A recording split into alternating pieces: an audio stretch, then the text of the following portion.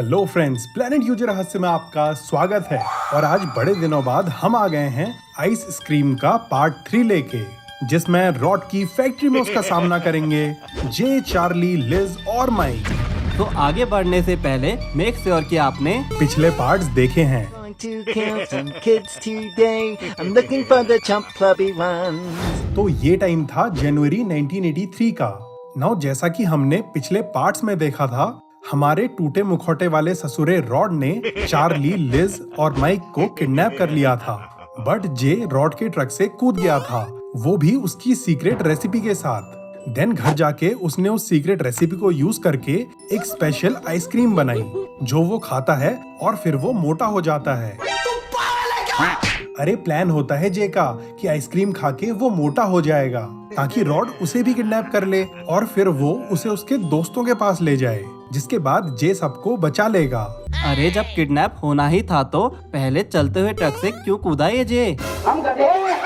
सो यही होता है, और रॉड उस मोटे हो चुके जे को किडनैप करके अपनी बड़ी सी फैक्ट्री में ले जाता है। वही उसके पापा की फैक्ट्री, जिसका अब इकलौता मालिक रॉड था।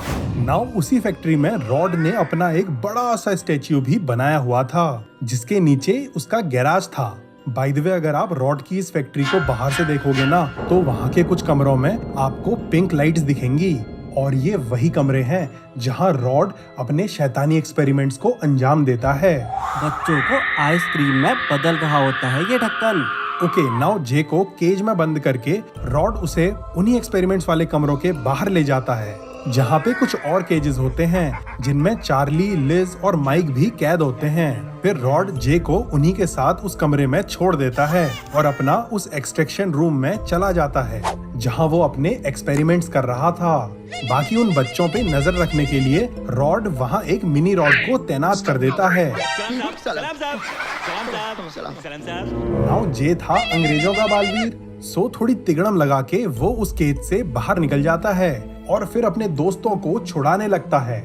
लेकिन उनके केजेस में तो इलेक्ट्रिक लॉक्स थे, जिन्हें खोलने का बटन कंट्रोल रूम में था। सो जे चुपके से कंट्रोल रूम के आगे पहुंच जाता है, बट टू हिज सरप्राइज उस कंट्रोल रूम की रखवाली का जिम्मा उठाया होता है बोरिस ने, जिससे अगर ज्यादा इलू इलू करोगे ना तो वो घुमा के लाफा मार देगा।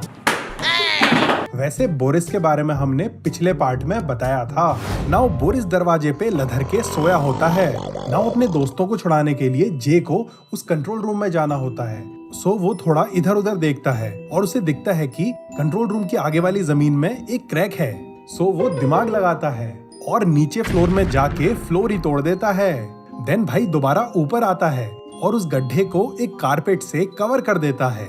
अरे ये बोरिस कान में आइसक्रीम डाल के सोया था, पूरा फ्लोर टूट गया, लेकिन इसे पता भी नहीं चला। यार रॉड के पापा ने बनाया था उसे, सो उन्हीं से जाके पूछो।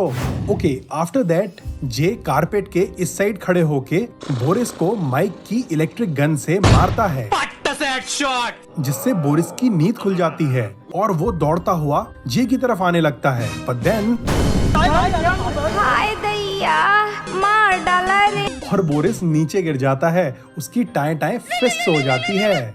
After this J control room में जाके अपने दोस्तों के केजेस को खोल देता है।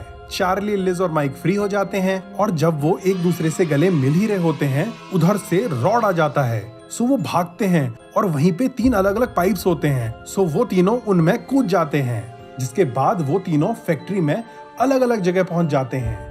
आज का सवाल, यूल मैन किस दौरान एक्टिवेट होता है?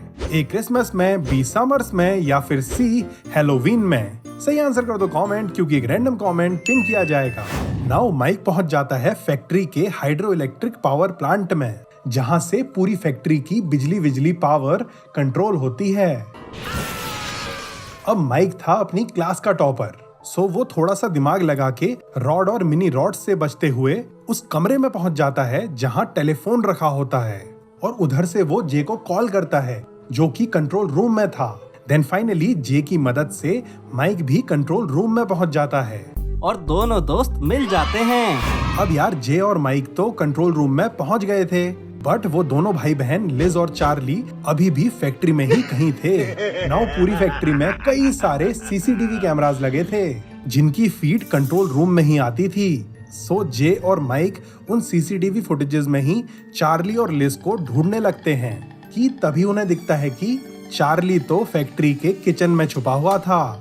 गाइस, रॉड की फैक्ट्री का किचन, जहां दिन रात लगातार कैंडीज और आइसक्रीम्स ही बनते रहती हैं। नाउ इस किचन का जिम्मा उठाया होता है वहां की हेड बावर्ची रोबोट मैटी ने।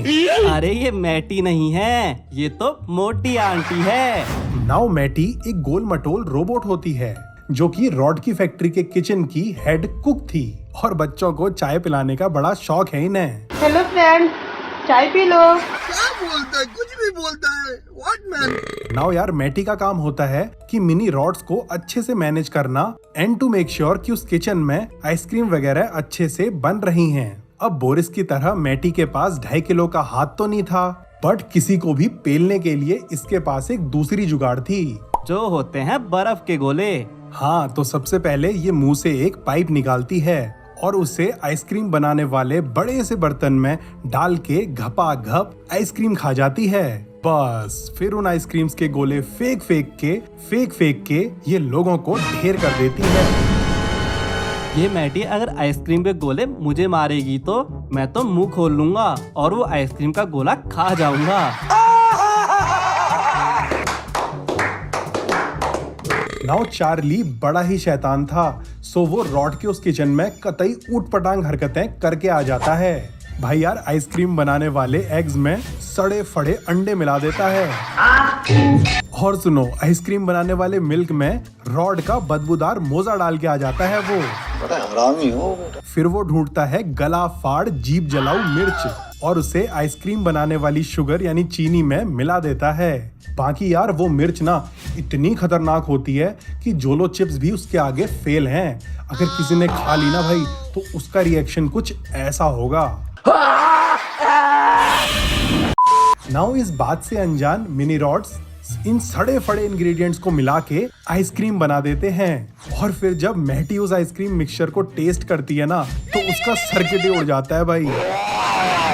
और वहीं पे क्रैश हो जाती है। जिसके बाद चार्ली को उधर एक फोन मिलता है और उसे यूज करके वो जे और माइक से कांटेक्ट कर लेता है और फिर वो दोनों मिलके उस ट्यूब वाले रास्ते को एक्टिवेट कर देते हैं जिसमें कूद के किचन से सीधे कंट्रोल रूम में जाया जा सकता था। और ये करके वो चार्ली को बता देते हैं कि भाई वो पाइप किस कमरे में है, बट उस कमरे में तो लगा था ताला जिसकी चाबी थी मैटी के पास, और मैटी तो वो सड़ी हुई आइसक्रीम खा के बेहोश पड़ी थी। सो चार्ली चुपके से उसकी जेब से चाबी निकालता है और फिर उस पाइप वाले कमरे को खोल के उस पाइप में जंप मार के कंट्रोल रूम में पहुंच जाता है। और इसी के साथ चार्ली, माइक और जे तीनों रीयूनाइट हो जाते हैं।